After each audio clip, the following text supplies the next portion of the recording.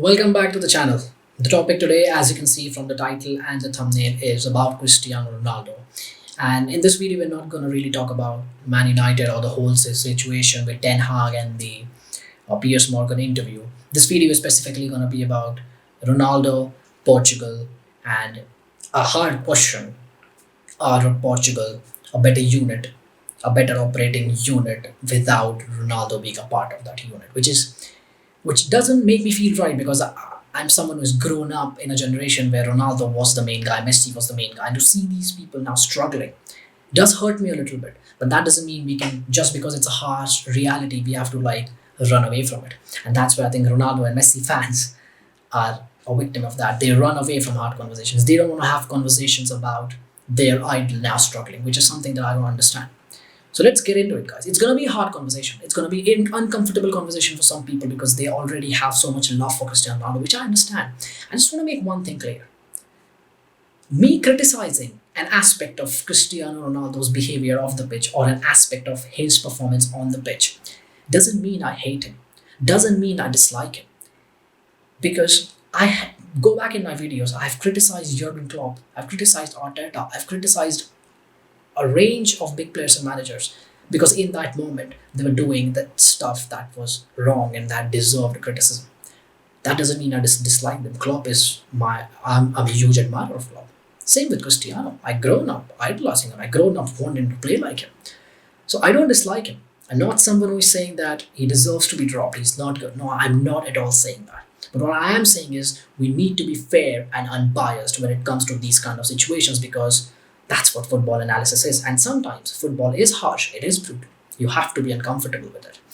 And football, guys, is changing. Football is not a sport where now you can still have a player or a couple of players that don't track back, that are luxury players. Because let's be honest, Messi, Ronaldo, and Neymar to a certain degree, maybe, they are luxury players. That's not how football works now. There was a time when Cantona had the whole team built around him. Gianfranco Zola had the whole team built around him. Chelsea, not so many years back, were built around Eden Hazard. He didn't need to track back. Same with Bergkamp and maybe Thierry Henry. Now, that's not really the case. And whichever club that still has that concept of building a whole team around one player, that team actually loses. PSG has embarrassment of riches, still struggles because out of possession, Messi doesn't get involved.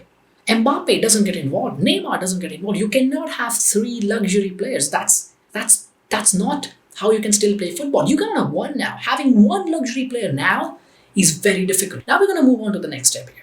Out of possession is a part where Ronaldo's game has been criticized more over the past maybe 3-4 years. Maybe since that moment when he left Real Madrid and moved to Juventus, his out of possession was actually questioned a lot. But that was not questioned enough as it being questioned now because in possession he was still prolific. He used to score goals. He used to drag his team out of the dirt. He used to be the man they used to look at for comebacks and stuff. Now, I'm not the kind of person who says that just because you are so productive when the team is creating chances for you and you are scoring goals and you are creating chances for the team, just because you're so productive in possession, that means you will have a time off when the team doesn't have the ball because unfortunately that's not how football works, at least now. Maybe a few years back it was fine. Now it's not fine, guys. That's just a reality. You cannot run away with it. Out of possession, his game has never been very effective. And now, because of his age, he's now struggling. Now, I'll repeat this a few times, guys. Me saying that him being at a certain age and unable to do some things is not criticism. It's a reality. It's the truth. It's the consequences of being at a certain age where your body doesn't continue to do the things that it used to do in the past. And that's completely understandable. I'm not criticizing him for it, but it is a big part of the whole situation that we are analyzing. And we cannot just discount that just because it was great for 15 years. That in this video, or at least in this current analysis, is unfortunately irrelevant because Fernando Santos cannot be like, I have to pick Ronaldo because he was great 15 years ago. But by that logic, you also have to pick Luis Figo then. Out of possession, his game was never about the highest work rate. But in possession, he was prolific. And since now in the last couple of years, in possession, he's become very static. The reason he's being dropped a lot by Eric Ten Hag at Man United is because he's static in possession. He provides very less movement. In between the lines, there's no movement. And in the final third, there's very sharp movement, but this kind of movement is only possible when there's a bit of space. So you're not necessarily playing against a low block, because when you're playing against a low block, you don't want a static striker. You want someone who's moving. You want someone like a Ramos who is playing up front for Portugal. He's not static, he's dynamic. So what happens is when you make these kind of runs, it creates space for other players, which relates us to the next point, which is Bruno Fernandes at Man United was an unstoppable player.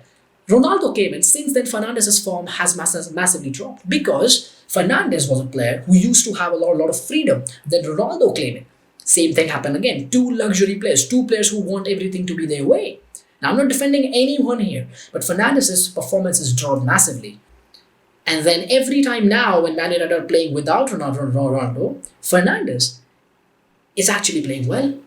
João Felix was struggling in the first few games with Cristiano in the team. And João Felix in the last game was brilliant. Why these players perform well without Cristiano? It's not because Cristiano is a bad player or I'm criticizing Cristiano for something. It's because he's static. Cristiano is static. What that does is he doesn't get in behind. He doesn't make the movement that takes opposition players out of positions and then create space for someone else from midfield to actually pick up that space.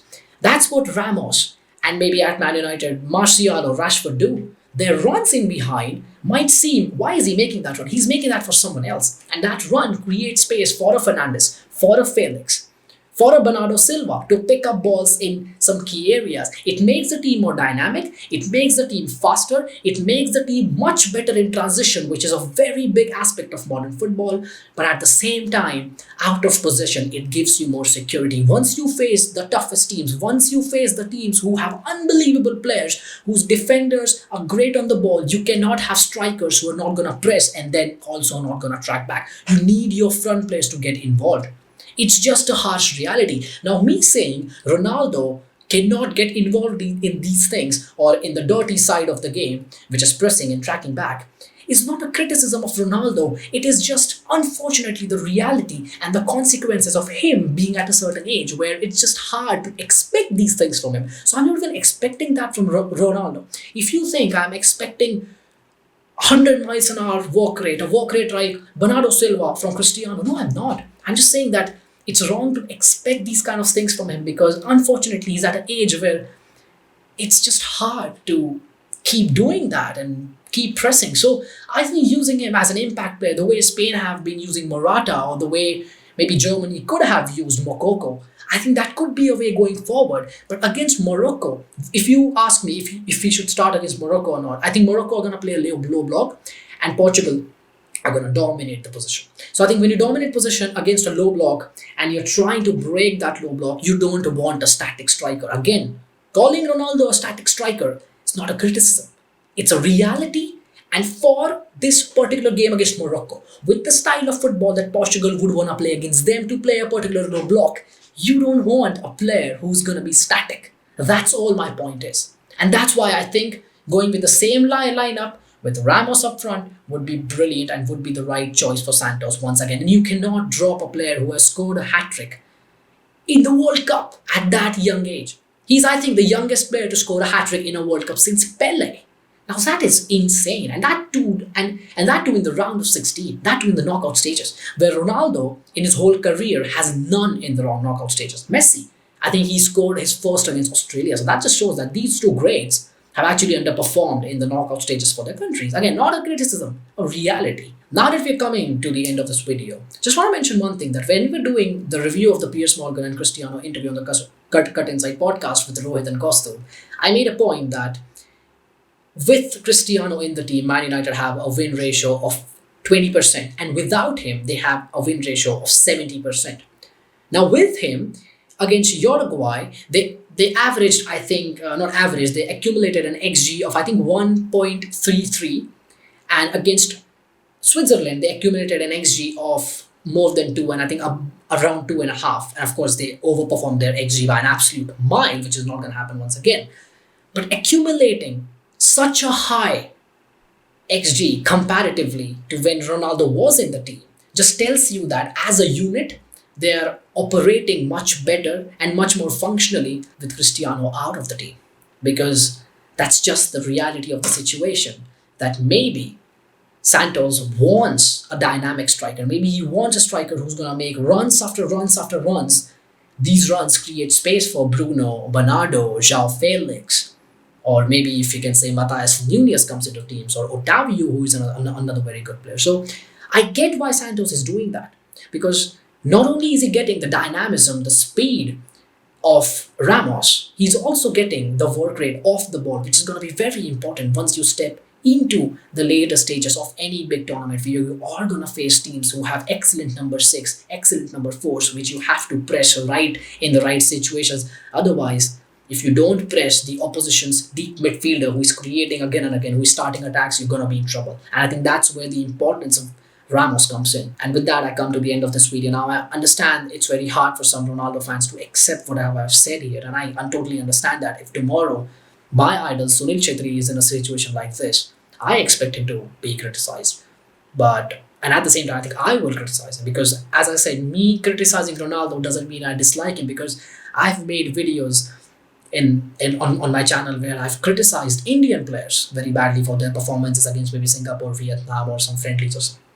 But does that mean I hate them? No, I like them. I love them. I adore them. I see myself in them because they are playing for my country. It's somewhere that I wanted to be when I was a child.